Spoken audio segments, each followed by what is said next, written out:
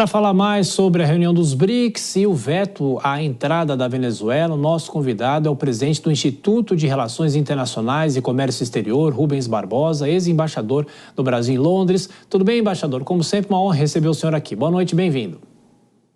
Boa noite, obrigado aí pelo interesse de vocês. Muito obrigado. Bom, embaixador, começando sobre esse assunto da Venezuela, de que forma a relação Brasil-Venezuela acaba sendo mais prejudicada ainda com esse veto? O Brasil vetou, outros países também vetaram e a Venezuela não vai entrar no bloco, assim como a Nicarágua. Foi essa decisão tomada hoje. De que maneira isso acaba ampliando esse atrito entre os dois países? Olha, eu não tenho essa informação ainda que foi tomada essa decisão. O fato do Maduro ter chegado a Kazan, lá na Rússia, é meio sintomático, não é? Ele não iria à Rússia se houvesse uma negativa. Eu prefiro esperar a reunião final até sexta-feira para ver se a Rússia vai ser incluída ou não. Quer dizer, a minha impressão é que a ida do Maduro à Rússia significa uma pressão da Venezuela junto à China, junto à Rússia, junto a outros países para o ingresso no BRICS. Eu acho que essa posição do governo brasileiro agora de não concordar com o ingresso da Rússia vai, se isso se efetivar, vai criar um problema, porque até agora o Brasil tinha adotado uma política para manter os canais de comunicação abertos com a Caracas, com o Maduro. Agora, se o Brasil conseguir vetar a ida da Venezuela para os BRICS, vai criar um problema entre o presidente Lula e o presidente Maduro. Embaixador, vou chamar os nossos comentaristas. A próxima pergunta é de Dora Kramer. Dora, você. Boa noite, embaixador. Hoje o senhor publica um artigo no Jornal Estado de São Paulo falando longamente sobre essa questão, examinando todos os aspectos dessa questão do BRICS, a expansão e tal. E ali o senhor defende, entre outras coisas, que o Brasil mantenha uma posição de independência entre essas pessoas que têm esses países que têm maiores interesses, como Rússia e China. Como é que o senhor vê essa mudança de perfil do BRICS, que começou de um jeito lá em 2006 e hoje agora começa a assumir um perfil inteiramente diferente? Olha, essa evolução não estava prevista, não é? Isso mostra a força, na minha visão, mostra a força que a China tem dentro do grupo, não é? Como o segundo maior país do mundo economicamente, o peso político que ela tem e a influência que ela tem dentro do próprio BRICS, né? O Brasil e a Índia resistiram o ano passado ao aumento do número de 5 para 10. E agora vão ser mais 10, são 20 países. Evidentemente, o Brasil perde uma posição relativa dentro do bloco. Uma coisa é você ser um entre 5 e agora você ser um entre 20.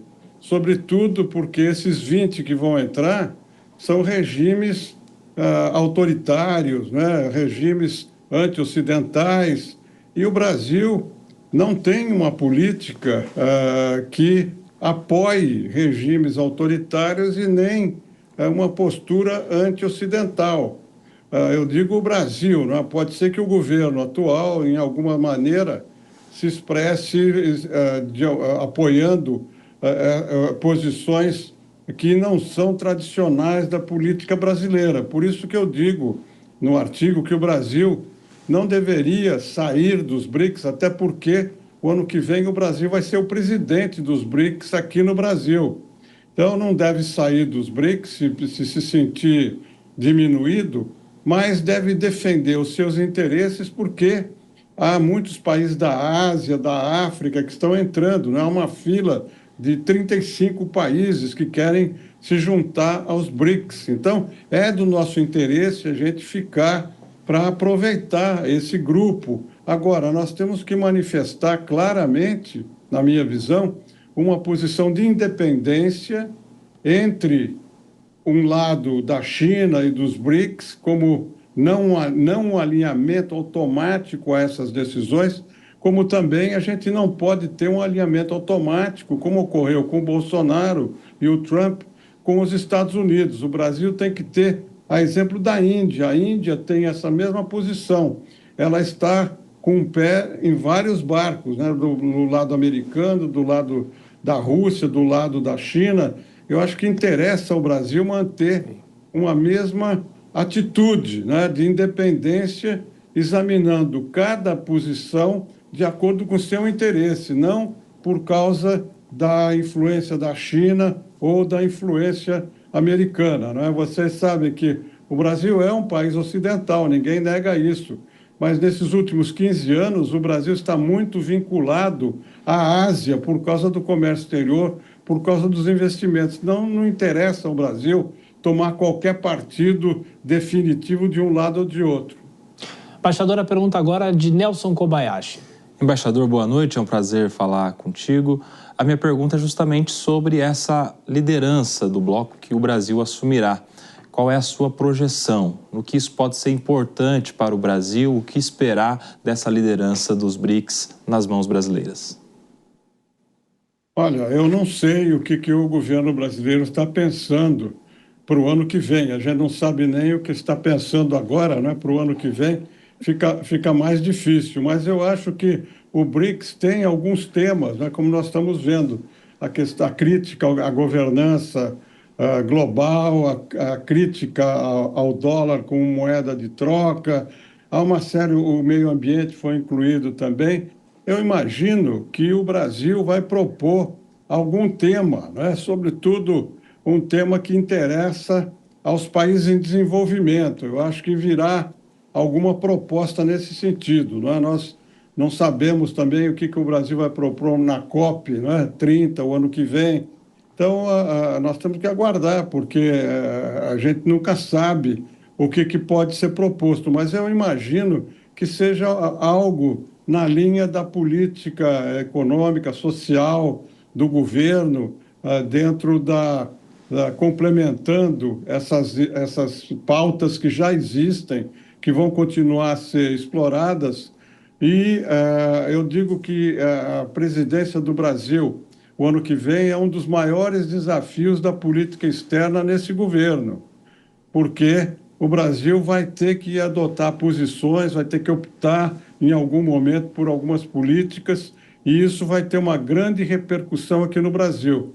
Eu acho que esse aumento dos BRICS hoje, com a inclusão desses países autoritários e países anti-ocidentais, no ano que vem, na véspera da eleição, vai ser muito explorado e muito negativo contra o governo atual.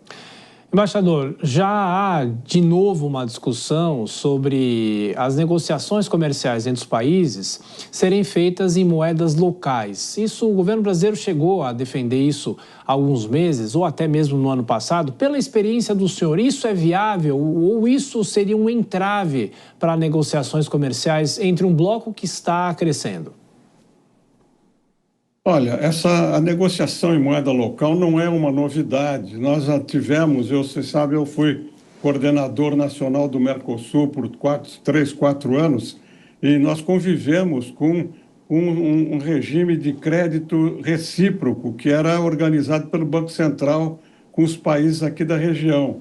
Então, no caso do Mercosul, por exemplo, se a gente fizesse um convênio de crédito recíproco no âmbito do Mercosul, eu não vejo inconveniente, sobretudo no caso da Argentina, que não tem dólares, você pagar em moeda local.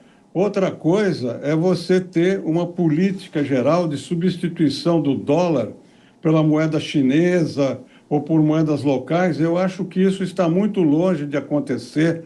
O dólar vai continuar predominando no comércio internacional por questões pragmáticas, entendeu? Não é uma questão ideológica você ter o dólar hoje. Aqui a maior potência do mundo é os Estados Unidos, a maioria dos países tem grandes relações com os Estados Unidos, é em dólar.